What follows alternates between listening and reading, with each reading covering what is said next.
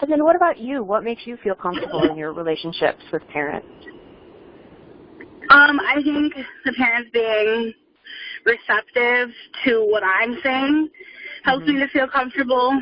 Like, because I know I had one parent doubting my abilities because I'm a first-year teacher, except I got to actually sit down with her and have, like, a parent-teacher conference, and she was very receptive to what I was saying about her child and the solutions I was saying. So, like, seeing her, like, being receptive towards me, like, helps me to feel more comfortable in that relationship. Because, like, before that conference, I was just dreading it.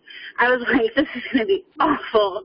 And, like, because I don't know what she's going to do, like, what's going to happen, and everything like that. But, like, after the conference, like, I felt so much more comfortable, and now I'm like, okay, so, like, if this is going on, like, I know that I can now go to this parent. Where, like, before, I wasn't comfortable, so I was like, I don't know if I can go to her with this, like, of what happened, and, like, there's some parents where, like, I'm super comfortable with them, and I'm able to tell them, like, there was one where their daughter was, like, giving me attitude and rolling her eyes at me. And I was like, oh, yeah, like, this is what happened.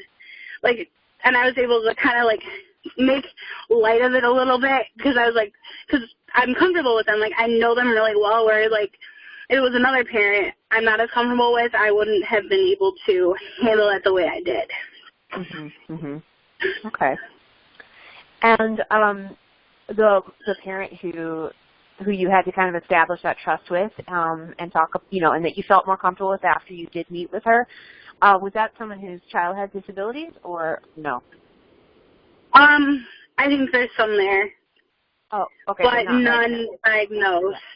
Okay. So this is interesting. So in the many schools, I hear often, not in St. Nick's necessarily, parents complain about how communications with teachers is always negative, like kind of concerning bad behaviors. And I've also heard that Class Dojo can be used for that. Like some parents see it as just a behavioral thing. Is this a concern or issue at St. Nick's? And why or why not? I think it can be if teachers are using it kind of just to message about the negative and they're focusing on just the negative, where I kind of, with one of my students that has a disability, I was, like, thinking about my interactions with the parents, and I was like, okay, every time I'm messaging this parent, it's about something negative. I'm like, how can I switch this so that it's not always the negative? Because I'm like, I'm sure this parent is sick of every time they see my name pop up with a message, they're probably thinking, oh, God, like, what happened now? So I kind of had to, like, I was like, okay, how can I turn this into a positive? And, like, so, like, the one day after, like, when the student, or it was, like, the end of the week, after, like, the student had gotten in trouble in the beginning of the week, I was like, hey, just, like, wanted to let you know that even though this had happened, like, he ended up turning his week around and had a great week.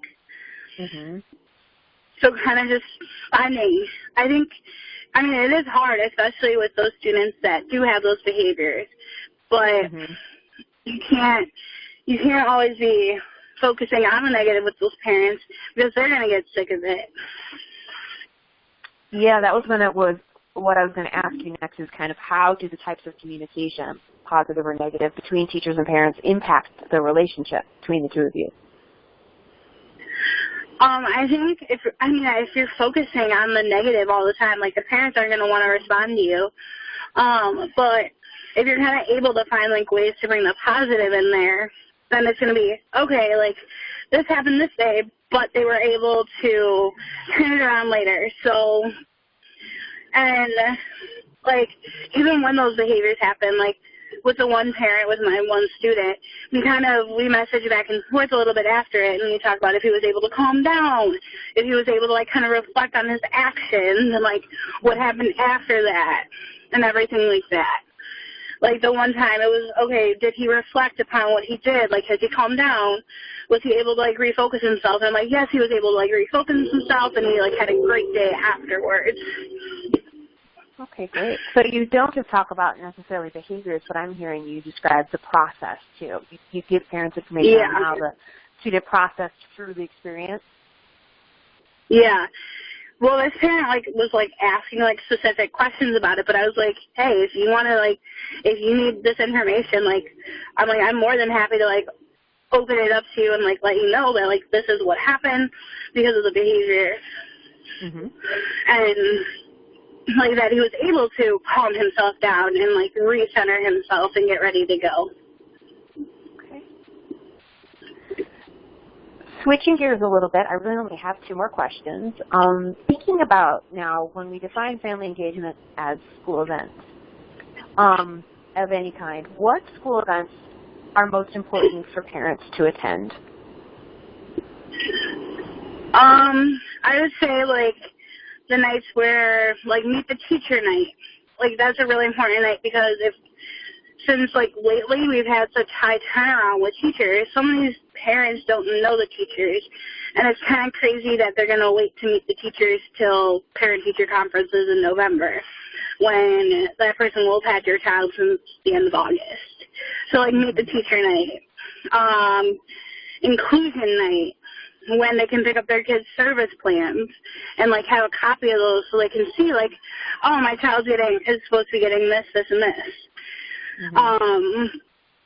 And kind of just, like, other curriculum nights, like math night, reading night, so that I kind of know, like, what we're teaching their children at school and, like, what's going on with that. Great. Okay. And then inclusion night, they get to find out about, like, the different services we have and, like, how we're implementing those services within the school. Mm-hmm. Mm-hmm. So meet the teacher night, they kind of get to know you, meet you, and then inclusion night, they learn about the plan of the services they're receiving. And then math and reading is more about the curriculum? Yes. Okay, great. And then really the last question about some of the school events. Going back to thinking about the Hispanic community, what ways do you think that the school policies and events at St. Nick's reflect the values and beliefs of the Hispanic community it serves? Well, I think we put a huge focus on, like, Day of the Dead with our run, and then we have a Halloween dance because we understand, like, how important both those holidays are to their culture. And then around Cinco de Mayo, we always have, like, a taco night where, like, our families can come together and, like, celebrate their culture. Mm-hmm. Mm-hmm. Okay. And then, go ahead. Hmm? No, I'm good. What about the role of religion? Can you talk a little bit about religion and what role it plays at St. Nick's? Well, we do go to Mass pretty much every Monday, and so kids are getting exposed to the Mass every Monday, as well as if there's, like, a special feast day. Like, next week we're going to church on Wednesday for Our Lady of Guadalupe, which is huge within the Hispanic culture. So we're helping them to celebrate that, as well as on the last day of school before we get out for